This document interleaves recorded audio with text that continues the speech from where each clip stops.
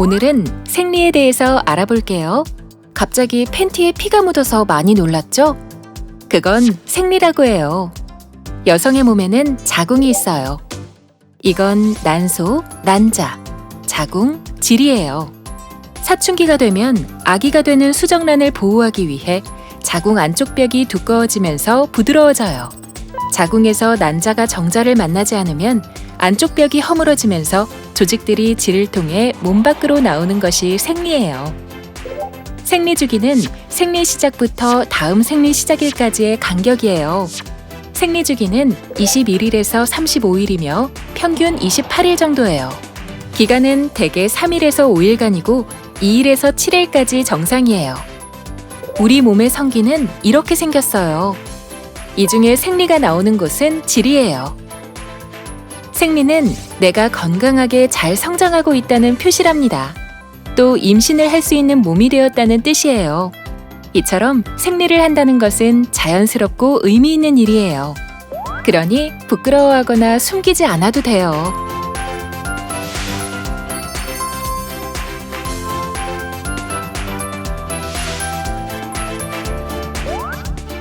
생리를 시작하면 피가 밖으로 흘러나와 옷에 묻지 않게 하려고 생리대를 준비해야 해요. 깨끗하게 건강을 지키기 위해 자주 갈아주는 것이 좋아요. 때에 따라 생리의 양에 따라 나에게 편한 생리대를 선택하여 사용할 수 있어요. 생리대의 종류는 대표적으로 일회용 생리대, 면 생리대, 탐폰, 생리컵이 있어요.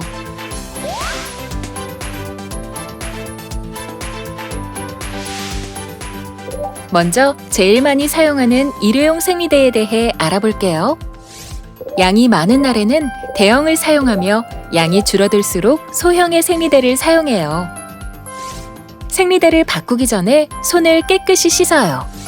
포장지를 뜯은 후 끈끈한 부분을 팬티 안쪽에 붙여 사용해요. 붙인 후에는 속옷을 입고 생리대가 구겨지거나 접혀 있는지 확인해요. 생리대는 적어도 2-3시간에 한 번씩 바꿔주는 것이 좋아요. 오래 착용하고 있으면 피부병이나 세균 감염의 위험이 있어요. 사용한 생리대는 팬티에서 떼어내 돌돌 말아요. 새로운 생리대를 펼친 후 뜯어서 팬티에 붙여요. 사용한 생리대는 새로운 생리대의 포장지나 휴지로 싸서 휴지통에 버려요. 물에 녹지 않으니 변기 안에 버리지 말고 반드시 휴지통에 버려야 해요.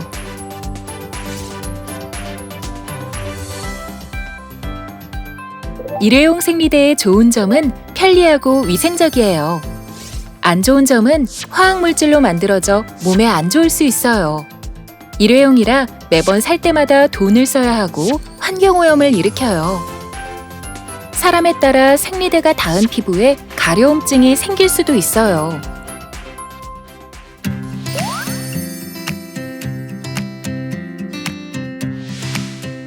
이번엔 면 생리대에 대해 알아볼게요. 면 생리대도 크기가 달라 생리양에 따라 원하는 크기를 선택해요. 생리대를 바꾸기 전 손을 깨끗이 씻어요. 면 생리대를 팬티 안쪽에 올려놓고 팬티를 감싸듯 날개를 접어 똑딱이 단추를 똑딱 잠가주세요. 2-3시간마다 바꿔줘야 하며 혹시 양이 많은 날에는 피가 옷으로 새어나올 수 있으므로 더 자주 바꿔야 할 때도 있어요. 사용한 생리대는 돌돌 말아서 미리 준비한 전용 주머니에 담아 집에 가서 세탁을 해요. 면 생리대의 좋은 점은 바람이 잘 통해서 피부가 가렵지 않을 수 있고 사람에 따라서는 생리통을 줄여줘요. 한 번 구입하면 몇 년 동안 여러 번 사용할 수 있어서 돈이 적게 들고 환경오염을 줄여요. 불편한 점은 외출 시 사용한 생리대를 넣고 다니면 냄새가 날 수 있어요. 한 번 사용 후 깨끗이 빨아야 해요.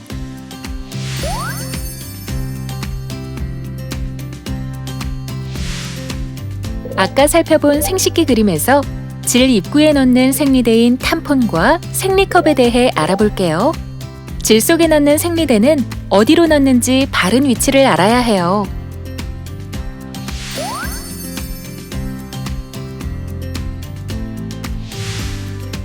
먼저 탐폰에 대해 알아볼게요. 탐폰도 생리양에 따라 사용할 수 있지만 겉으로 보기에 큰 차이는 없어요. 탐폰을 사용하기 전 손을 깨끗이 씻어요. 포장지를 뜯으면 주사기처럼 생긴 어플리케이터가 있어요. 편한 자세를 취하고 한 손으로 성기 입구를 살짝 벌려준 후 긴장을 풀고 외통을 항문 쪽으로 약간 눕혀 끝까지 집어넣어줘요. 외통이 다 들어가면 실이 달려있는 내통을 끝까지 밀어 흡수체를 넣은 후 겹쳐진 외통과 내통을 꺼내요. 이때 실도 같이 빼지 않도록 주의해야 해요. 새 탐폰으로 바꿀 때 다 사용한 흡수체는 줄을 잡아당겨 몸에서 꺼낸 후 포장지 또는 휴지에 잘 싸서 어플리케이터와 함께 휴지통에 버려요.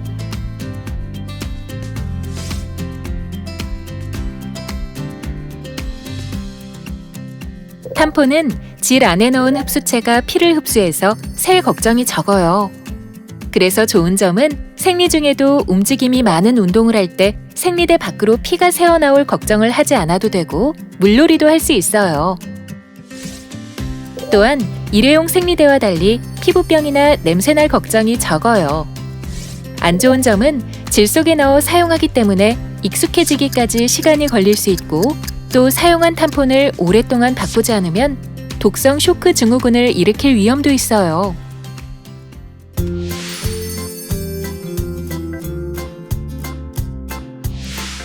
마지막으로 생리컵에 대해 알아볼게요. 생리컵은 생리대와 다르게 생리양에 따라 사용하는 게 아니라 자신의 질 모양이나 크기에 따라 골라요. 생리컵을 사용하기 전 손을 깨끗이 씻어요.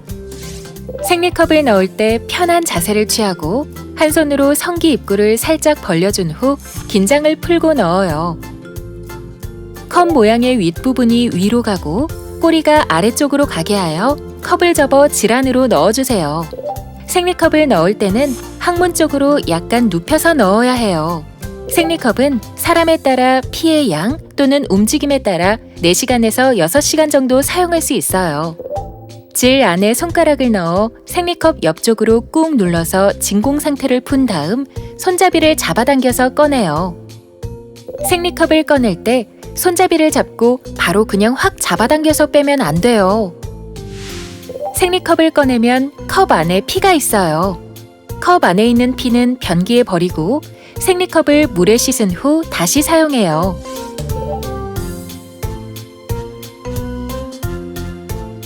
좋은 점은 여러 번 사용할 수 있어서 돈이 적게 들고 환경오염을 줄일 수 있어요. 몸 안에 컵을 넣어 컵 안에 피를 모으는 방법이라 피부에 염증이나 가려움증이 생기지 않아요. 안 좋은 점은 익숙해질 때까지 사용하기 어려울 수 있어요. 공중화장실에서 생리컵을 꺼내서 씻을 때는 불편할 수 있어요. 또한 생리컵도 독성 쇼크 증후군을 일으킬 수 있어서 8시간 이상 사용하지 않는 게 좋아요.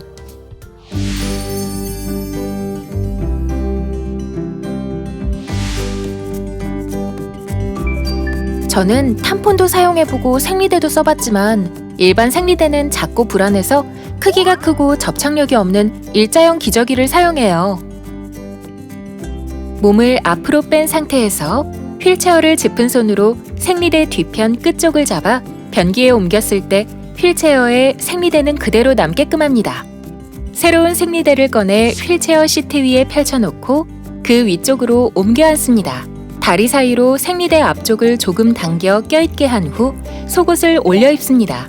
이때 양손으로 휠체어 팔걸이를 잡고 속옷 양쪽을 엄지손가락으로 잡으면 팬티 라인이 팽팽해져 생리대를 누르는 효과가 있습니다. 그 후 몸을 조금씩 움직여 생리대 위치를 잡습니다. 이 방법의 좋은 점은 양이 많을 때에도 걱정이 없고 혹시나 실금이 있어도 셀 염려가 없어 좋은 것 같습니다. 저는 생리기간에 소변이 조금씩 새는 실금이 종종 생기거든요. 불편한 점은 변기에 옮겨 앉을 때 생리대가 움직여 몸에 피가 묻을 때가 있어요. 생리대의 크기가 조금 크다 보니 가지고 다닐 때 부피가 커요. 처리할 때 꼼꼼히 싸야 해서 시간이 조금 더 걸린다는 점입니다. 사용한 생리대 밑에 새 생리대를 깔고 사용한 생리대를 빼내는 방법입니다. 몸을 좌우로 기울여서 엉덩이가 들리면 사용한 생리대 밑으로 새 생리대를 밀어 넣습니다. 손으로 새 생리대가 제대로 깔렸는지 확인합니다. 사용한 생리대를 손으로 잡고 몸을 옆으로 기울인 상태에서 빼내면 됩니다. 생리대는 하루 5번 정도, 교체 시간은 1분 이내입니다. 저는 밖에서 옷을 입고 벗기 어려워 바지 밑에 구멍을 만들어 생리대를 바꿀 수 있게 만들었어요.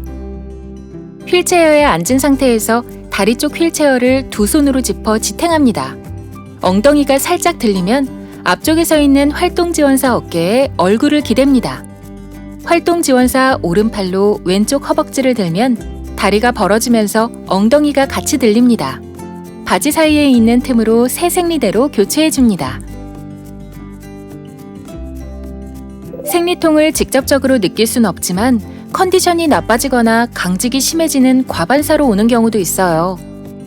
처음 겪을 때는 혹시 다른 곳에 문제가 있는 건 아닌지 걱정했지만 건강상 문제는 없었습니다.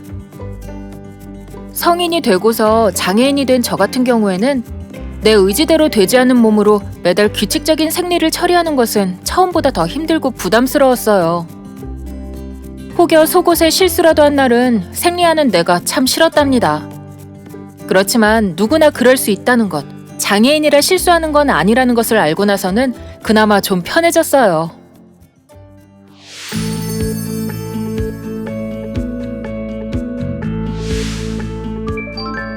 생리 기간 중 왜 핏덩어리가 나오죠?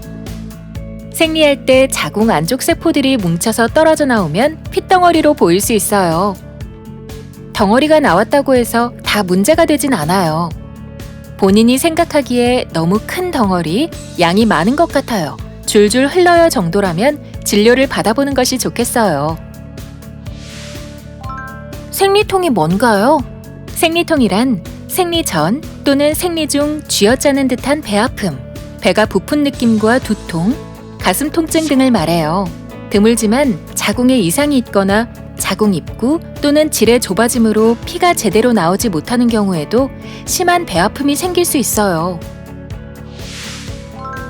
생리 중일 때 어떤 현상이 나면 바로 병원에 가야 해요?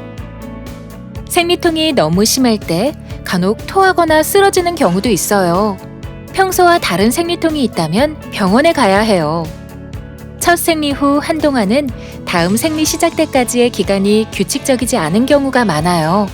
하지만 너무 자주 생리하거나 너무 안 하는 경우, 생리량이 너무 많거나 너무 어지러운 경우엔 진료를 받아야 해요. 생리통이 있을 때 어떻게 할까요? 생리 시작 직전부터 시작 2-3일 이내까지 배 아픔이 계속되는 경우가 많아요. 배 아픔이 약하다면 아랫배를 따뜻하게 해주고 마사지만으로 좋아지는 경우도 있어요.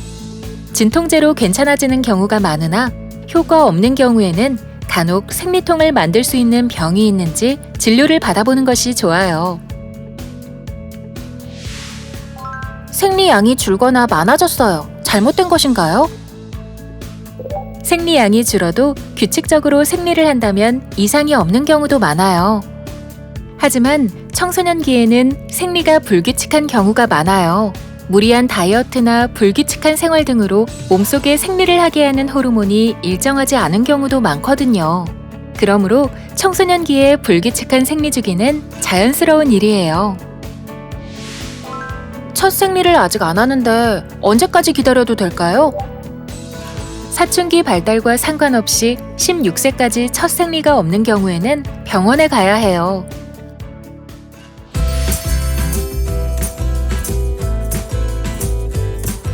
생리대를 사는데 어려움이 있는 여성 청소년을 위한 보건위생물품 바우처 지원이 있어요. 지원 대상은 생계, 의료, 주거, 교육, 급여 수급 가구나 차상위 대상 가구이며 만 11세에서 만 18세 여성 청소년이에요.